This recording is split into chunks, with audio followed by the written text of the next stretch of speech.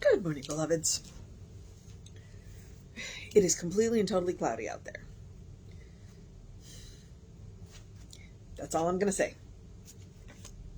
All right. Oh, I think we have a poem today. It is September 14th. Our title is In the Silence. Our author is Elizabeth R. McClellan, and this was published in The Science of Mind in 1980, and it's on page 54 and 55. So, in the silence, I close my surface senses to all mortal things, and find security in the silence that awaits my coming. I open my ears to the music of the spheres that beats its beauty in vibrant variations. I open my eyes to the light within that shows the luminous trail ahead. I open my mind to be moored in the deep waters of infinite wisdom. I open my heart to illimitable love that unfolds, grows, glows. I open myself to free-flowing life that pulsates and surges. The real of me emerges in wondrous ways of harmonious power, radiant light, disarming love that dissolves disease, disaster, dissent, and opens the door to glories unknown before. In awe, I stand poised in the great silence, humbly, grateful. I accept, and I let it flow to you, and you, and you.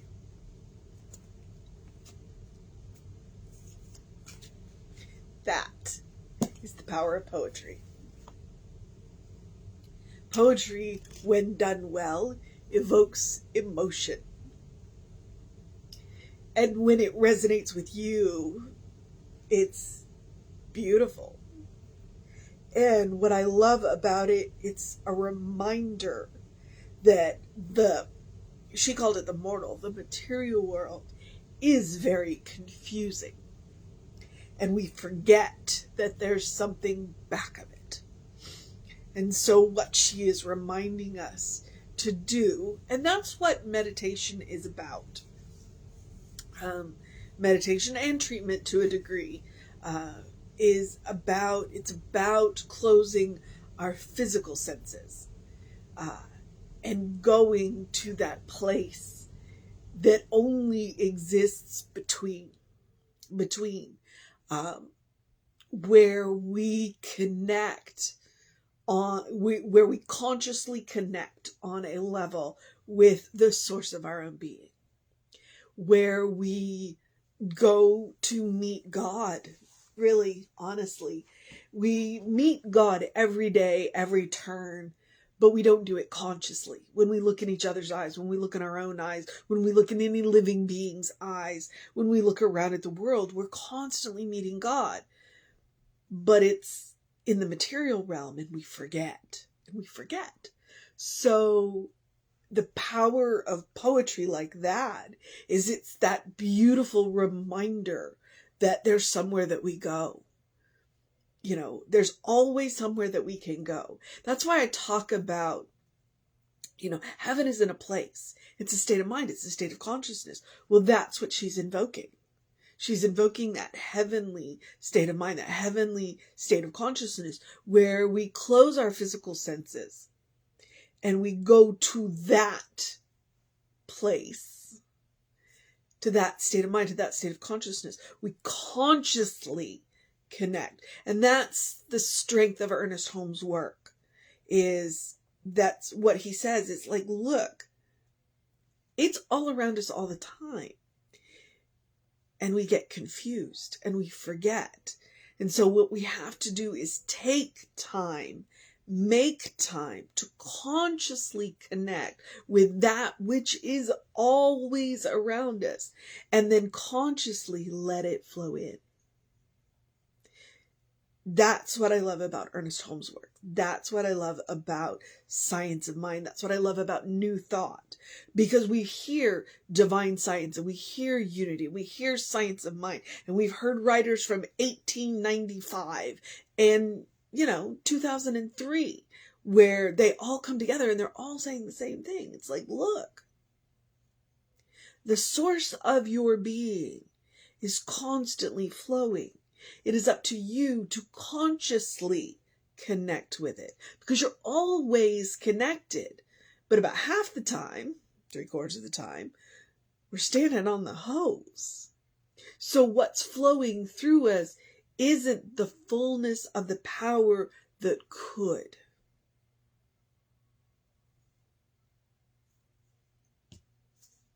And it's beautiful pieces of work like that that remind us where our power comes from. Because it doesn't come from us, it comes through us.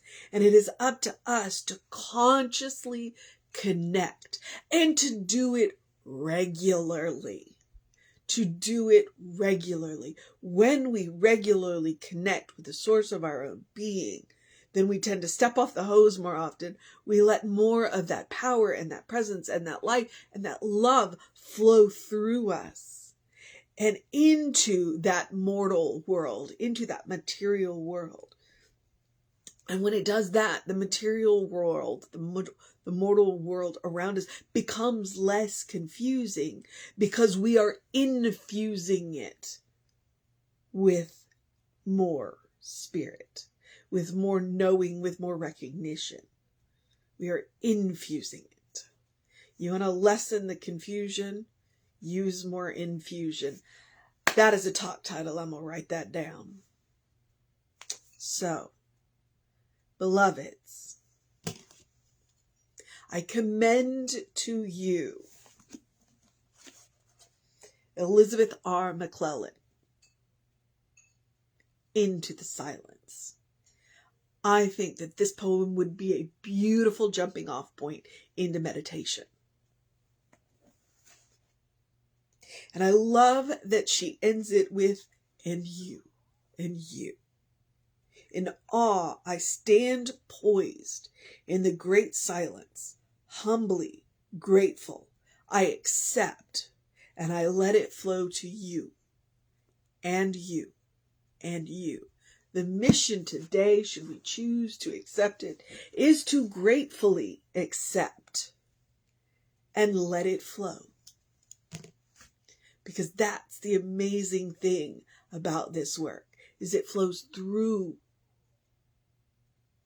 It doesn't come from us. It can't deplete us. The only way it depletes us is if we get in the way. Let it flow through. It's not coming from you, it's coming through you. And it will do amazing things in this world. So allow the Spirit to infuse you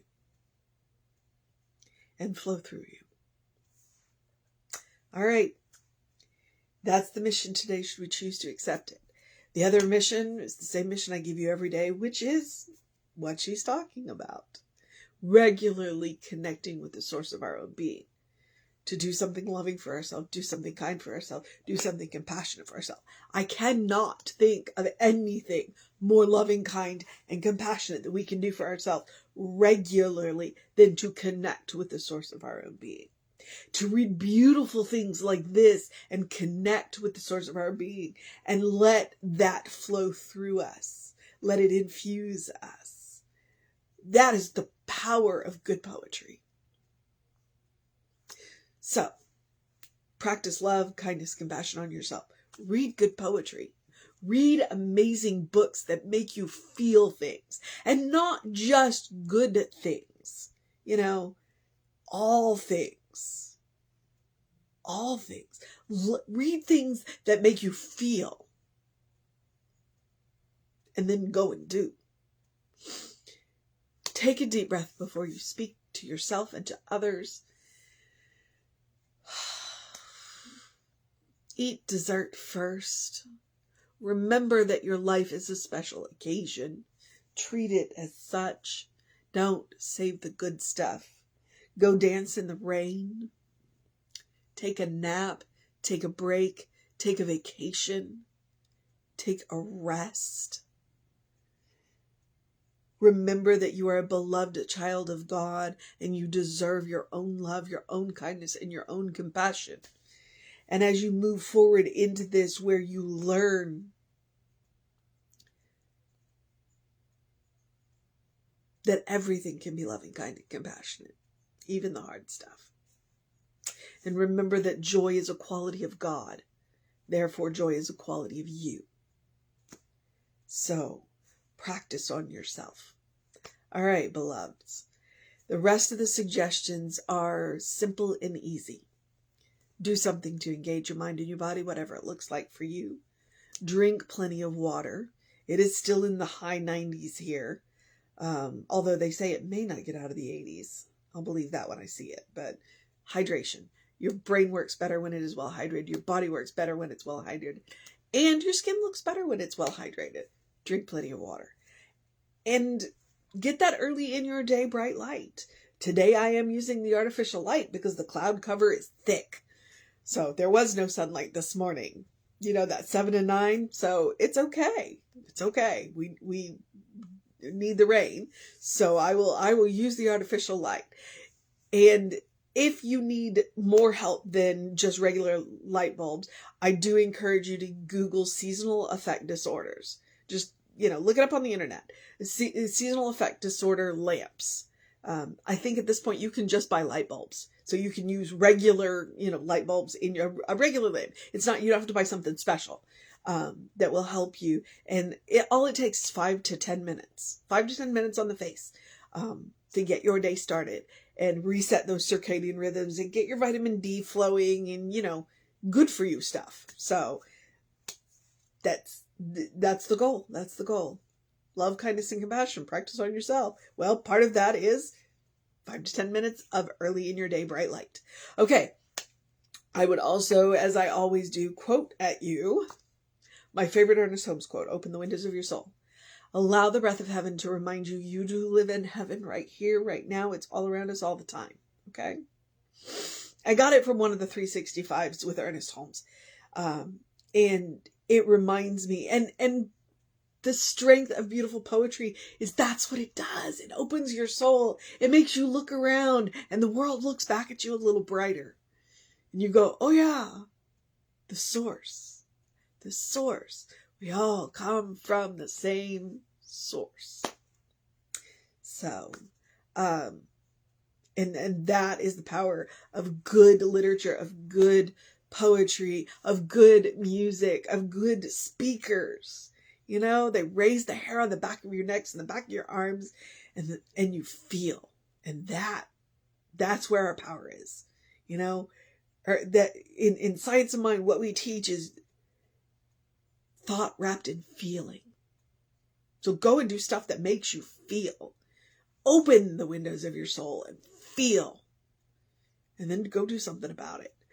And as I always remind you, take Emma's advice, look for the good and praise it. Okay? If you want to see the good, look for it. Because when you look for it, it naturally multiplies. It's really cool that way. All right, beloveds, I'm going to move into the process of my day. So I'm going to remind you that we are Creative Life Spiritual Center, Creative Life Spark on the social medias that we are on. I am the Running Rev Ryan on the social medias that I am on. I commend them to you. There are hours of content. You can scroll until you find whatever it is that you're looking for, both on the YouTube channel and on the Facebook channel. And then we do try and put up stuff, the Instagram. So please check that out. There's good stuff. Please check that out. All right. And if you want to know what's going on with the center, email info@creativelife.org. That will get you on the constant contact, and those hot links are hot. It says click here now. It will take you right to the information you want or to the person that you want that will help you get it. So it's all there. Take advantage of it. Okay. I'm in the part where I get to encourage you to have a great day, a wondrous day, a fantastic day, a magical day, an enchanted day, a wonder-filled day, an awesome day, an amazing day, an in the silence day, a beautiful day, a consciousness day, a loving day, a kind day, a compassionate day, a dance in the rain day, a Know who you are day. A good day. And if that is too much pressure, simply have a day. You are enough, just as you are. You are a beloved child of God.